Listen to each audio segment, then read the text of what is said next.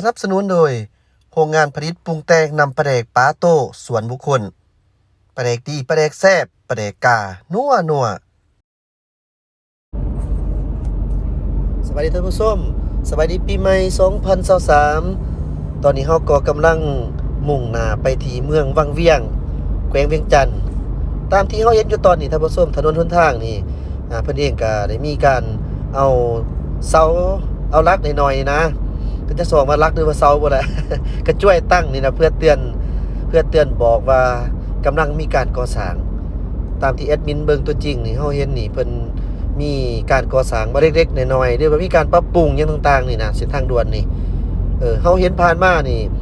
โดยเฉพาะแม่นหัวกันนะห้าวกันนะมันจะโจดลงแล้วบางจุดบางบ่อนเด้อน่าจะเป็นน็อตดุดบ่หรือว่าแนวใดอันนี้ก็ถือว่ามีการซ่อมแปลงนับตั้งแต่กายหินเหิบมาจนสิฮอดมาทางเมืองวังเวียงแล้วท่านผู้ชมเฮาเห็นตอนนี้แหละถือว่าเป็นลักษณะแบบแล้วทางที่ค่อนข้างแบบอันนั้นยาวเติบเลยนี่ส่วนว่าเพิ่นเฮ็ดหยังนั้นเฮากับบ่แน่ใจท่านผู้ชมบ่แน่ใจว่าเพิ่นเฮ็ดหยังฮู้แต่ว่าแน่นอนต้องมีการซ่อมแปลงอีกอย่างนึงก็เฮาเห็นบางจุดน่ะมีรถบรรทุกว่าซั่นซะรถบรรทุกหนักเข้าออกฉะนั้นเพื่อความปลอดภัยเพิ่นก็ได้ให้เฮาได้เที่ยวแต่แล้วเดียวแม่นไปไกลมาอยู่จุดเขตนี้ก็ต้องระมัดระวังเป็นพิเศษเด้อเส้นทางด่วนนี่มันเป็นเส้นทางที่ขับสามารถขับไว้ได้เนาะแต่ว่าเพิ่นก็กำหนดมาให้เฮาแล่นได้ท่านผู้ชมกฎหมายทางด่วนก็มีเด้อสำหรับระยะในการสปีดนี่นะท่านผู้ชมการสปีดทางด่วนนี่สูงสุดเป็นบ่ให้กาย120กิโลเมตรต่อชั่วโมงเด้อและก็ช้าสุดนี่ถือว่าบ่ให้ต่ำกว่า80กิโลเมตรต่อชั่วโมงเป็นไปขึ้นทางด่วนนะก็ต้องได้ควรได้ศึกษาหาผู้นำเพราะว่ามันเป็นกฎของเพิ่นเด้อกฎของเพิ่นแล้วเพิ่นเองนี่ก็มีตำรวจทางด่วนคือกันแต่ว่าก็บ่ได้แม่นว่ามารัดดอกแล้วก็ดีประจำอยู่ตามจุดเก็บเงินเพิ่นก็ประจำการอยู่ประมาณนั้นก็ถือว่ามีการซ่อมแปลงคือเห็นนี่ก็ต้องระมัดระวัง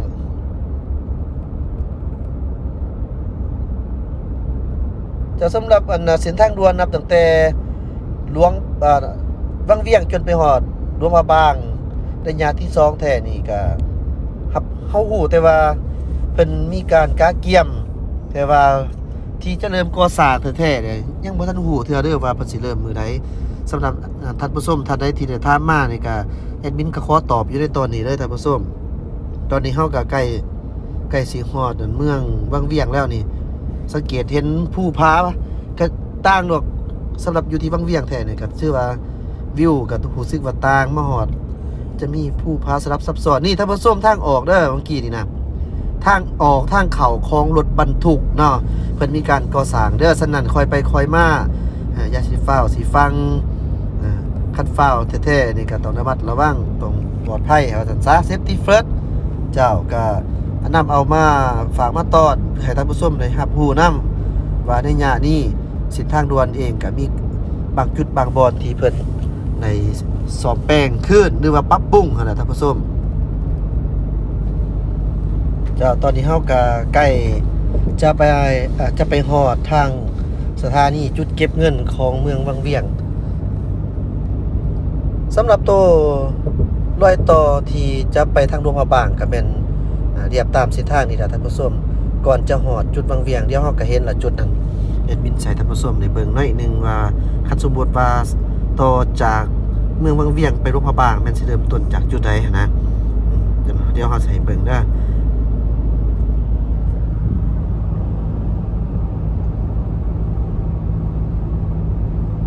ช่วงนี้ตามที่เฮาเบิ่งตัวจริงท่านผู้ชมยานพาหนะนี่ถือว่าหลายเด้อไปไสก็หลายคือกันตอนแอดมินขี่ออกจากเมืองเฟืองเพื่อเลี้ยวที่ว่าเทิร์นเบื้องซ้ายมือมาทางเส้นทางด่วนนี่เฮาก็เห็นว่ามียานพาหนะเข้าออกไปทางเมืองหินเหิบนี่หรือว่าเป็นจำนวนหลายคันท่านผู้ชมถึงแม้ว่าปีใหม่ผ่านไปแต่ว่าก็ผู้คนก็ยังคงท่องเที่ยวอยู่จุดเขตนั้นเพราะว่ามันเป็นมื้อพักต่อนะท่านผู้ชมพักต่อฉะนั้นก็ต้องได้เริ่มต้นไปเวียกไปงานมื้อวันค้านเนาะมื้อวันค้าน แต่ว่ามื้อวันที่1ยังต่างๆนี่ก็ยังได้พักอยู่คือเก่า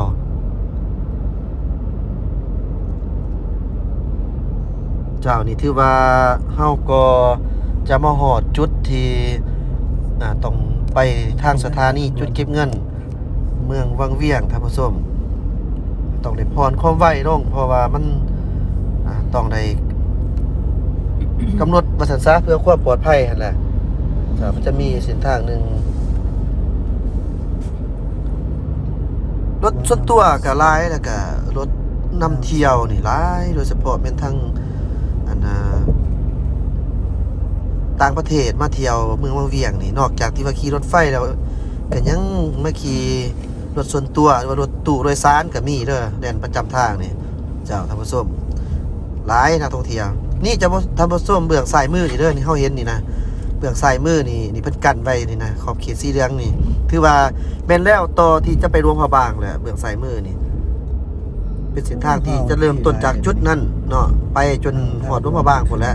ถ้าหากว่าเพิ่นก่อสร้างดอกว่าเบิ่งอันนี้มันเส้นทางที่เฮากำลังเข้าไปที่สถานีท่านผู้ชมเบิ่งแม่เบิ่งหัวเบิ่งห้าวนี่ถือว่าเป้เพ่